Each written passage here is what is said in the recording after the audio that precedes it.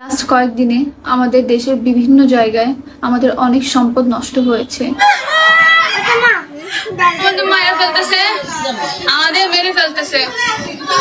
আমরা জানি না আমরা কি করছি।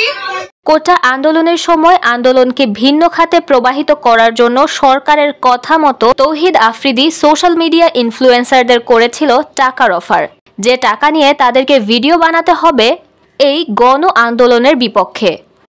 তৌহিদ আফ্রিদির মদদে প্রথম টাকা খেয়ে ভিডিও বানিয়েছিল তাহমিনা চৌধুরী প্রীতি নামক এক টিকটকার।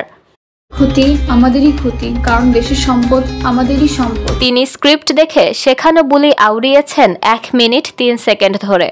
সেই ভিডিওতে তিনি মাত্র 1 লাইন বলেছেন নিহতদের প্রতি সমবেদনা। এরপরই তিনি শুরু করেছেন সরকার পক্ষের শেখানো কথা। তিনি বলেছেন পুড়ে যাওয়া মেট্রো রেল আর বিটিভির কথা।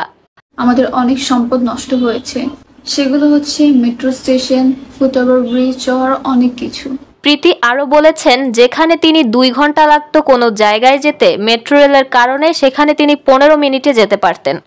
মেট্রো রেল পুড়িয়ে দেওয়ার কি মানি ছিল, এই বলে আন্দোলনকে ভিন্ন খাতে প্রবাহিত করেছেন সে। তার এই ভিডিও যে বর্তমানে নতুন করে ভাইরাল হয়েছে এমনটা নয়। এই ভিডিও প্রকাশ করার সাথে সাথেই প্রীতির বাড়িতে হামলা হয়েছিল।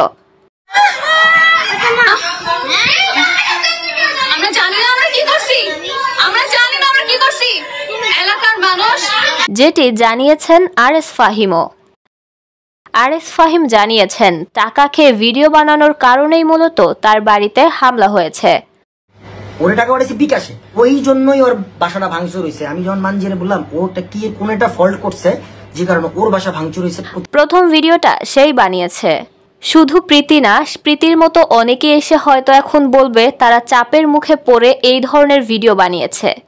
কিন্তু চাপের কি আছে, টাকা তো তখন অনেকেই নিয়েছিল। যেমন শান্তি রহমানকে টাকা দিলেও সে টাকা দিয়ে কিন্তু ছাত্রদের বিপক্ষে কোনো ভিডিও বানায়নি, বরং শান্তি রহমান সেই টাকাকেই গ্রাফিতির কাজে ব্যয় করেছে। ওরা যে টাকা দিছে না, হ্যাঁ ওই টাকা দিয়ে কালার স্প্রে কিনছি, যা কিনা লাগে কিনছি, কিনে যে রাস্তাঘাটে লিখে দিয়ে আসছি। নতুন করে প্রীতি চৌধুরীর এই ভিডিও ভাইরাল হওয়ার পর অনেকেই তাকে দিচ্ছেন বয়কটের ডাক।